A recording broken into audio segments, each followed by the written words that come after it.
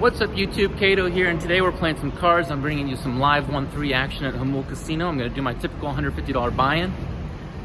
You know the drill. Let's hit the felt.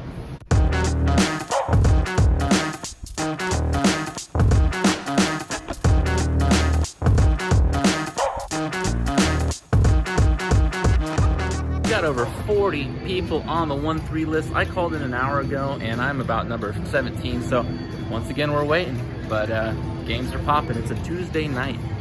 Welcome back, Beast family. I am truly humbled by the amount of support that you've given this channel in the first week. You guys are causing it to grow like wildfire. If you're new here, which most of you are, hit the subscribe button, join the family. In exchange, you're going to be getting the highest quality live poker content on YouTube. I am not going to slow up. It's only going to get better. With that said, let's get into the first hand. The first hand we look down at Queen of Hearts, Jack of Hearts on the button. The hijack has bet $12 and we decide to make the call. Now that I've studied a bit more, I could definitely be 3-betting here to isolate in position the original raiser, put some pressure and take over the initiative, but we decide to make the call. We're going to a flop with $28 in the pot, and the flop comes 9 of spades, 3 of diamonds, 7 of clubs. This does not help us at all. We do have 2 overs and a backdoor straight draw, but we miss out on our flush draw opportunity.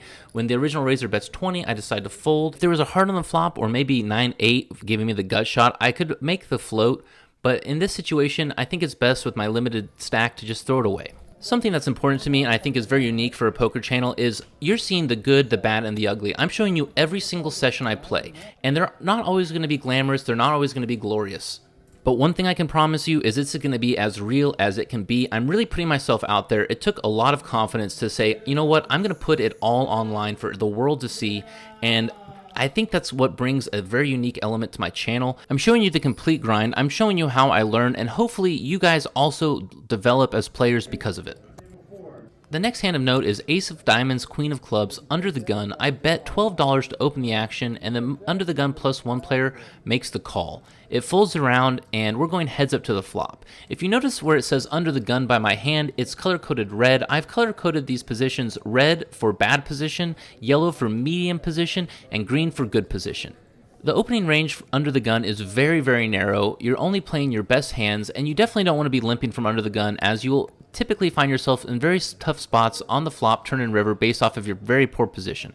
The flop comes out 5 of clubs, 7 of diamonds, 7 of spades, and I'm going to go ahead and continuation bet because after calling a bet pre-flop, it's very hard for my opponent to connect with his board. He doesn't have a lot of 5s, 7s, 6, 8s, etc. The turn is the king of spades, and this is another great card to bet on. It puts pressure on any pocket pairs besides aces, kings, 5s, and 7s, and I have a lot more kings in my pre-flop opening range than the villain does. The villain quickly makes the call though, and we go to the river, which turns out to be the queen of diamonds. Now that my hand has some showdown value, I don't want to continue to inflate the pot. I check it over to my opponent, he thinks about it for a little bit, and he decides to make a bet of $58, bringing the pot to $166. I'm getting 4-1 to call, and seeing as my opponent has not taken initiative the whole hand until now, I could easily see him having air. He probably would have re-raised the turn with a king or a 7, so I decided to make the call. The pot's $224, and we flip over our hands, and it turns out that we both have the exact same thing, ace-queen offsuit. We're going to a chop pot.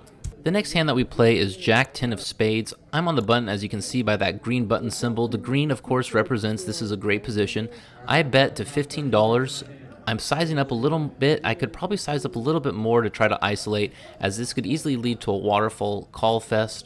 There's a lot of limp calling that goes on in these games, but it turns out that the small blind and the middle position player make the call. The other players fold out. We're going 3 ways to the flop with $52 in the pot.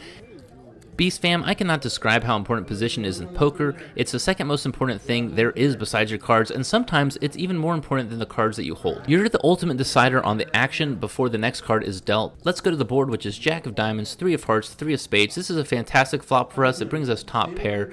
The 3s likely don't connect with many people's range, maybe the small blind's range. We do have a backdoor flush draw, but we have to be very careful because with the pair on the board, it brings in full house possibilities. The small blind who's first to act tries to take the dealer button, and no. I'm taking that right back, sir. That's mine. I have ultimate position in this hand, and I'm going to use it to my advantage. When it checks around to me, I decide to bet half pot, targeting ace highs or any pocket pairs below jacks. I do have to be a little wary of the small blind calling me because he could find some calls pre-flop with a 3. If my opponent has a 3, I might be in a bit of trouble. Never mind, I binked the jack of clubs, I have the full house, I have the nuts at this moment besides pocket 3s, which if the small blind has it, you can have my money. Good for you. The small blind checks and I decide to bet $25. Yes, it looks like I'm taking you to Valley Town, sir, but if you have an ace, a 3, it's going to be hard to fold away. The river is the 2 of clubs. It's a fantastic card. It doesn't change the board at all. And this is the same opponent with the ace queen, and he again decides to lead into me on the river. I instantly make the call, flip over my hand. I'm sorry guys, I know you want to see the hands, and I'm going to get better at that in the future. I'm just trying not to hold the game up. He mucks immediately, and I scoop the pot, and we're starting to build a pretty little stack. Bring those chips over to me. Thank you, sir. I appreciate it. Here's a tip. Just like that, we're up $120 on our initial buy-in. It feels great. We're building our stack, and we're ready to start rocking and rolling. Thanks to all your feedback, I'm keeping the fold monologue. I do like it a lot. It helps with the pacing of the game, and it shows you that poker isn't just about getting nutted hands. The next hand of value that we get is King of Clubs, Jack of Clubs in the hijack. It is a straddled pot, and so we elect to raise to $16 to account for the extra blind. A straddle is just simply the option a player has to put out a third blind for $6, either under the gun or on the button, and he's last act pre-flop. On all the other streets, it's exactly the same as it would be. It folds around to me, and I pick up 3.3 big blinds with no risk to my stack. It feels great. That's $10 of pure profit without having to go to flop. The next hand of note is Ace of Hearts, Jack of Clubs. The player to my right bets $15 and I fold away. You're probably wondering, why did you fold that away? Well, the player to my right only raises if he has aces, kings, queens, ace-king suited. Live poker is all about reading other players, understanding what they like to do, and adjusting to that. And I have just finally discovered how important of a gem this is. You're going to see it in my future videos. The next hand of note I get is King of Diamonds, 10 of Diamonds. I'm in middle position, and I open with a bet of $15. Now this is 5 times the big blind, but with the straddle on, we're essentially playing a 1-3-6 game, making this about a 2.5x bet. The cutoff makes the call, and the small blind decides to 3-bet to $60. Now, 3-betting in this game is not common at all. And so, although at higher stakes, it can be very normal, and there could be a wide range of hands that people are 3-betting with, especially under the gun. He could be 3-betting with Ace of Hearts, 5 of Hearts, Ace of Hearts, 3 of Hearts, pocket 7s. But in this particular game, I think that it's not done nearly enough. I think that he's only 3-betting with a strong hand, so I decide to make the fold. 5 hands later, we get tossed 2 cards. Who knows what they are? Ace of Clubs, King of Hearts.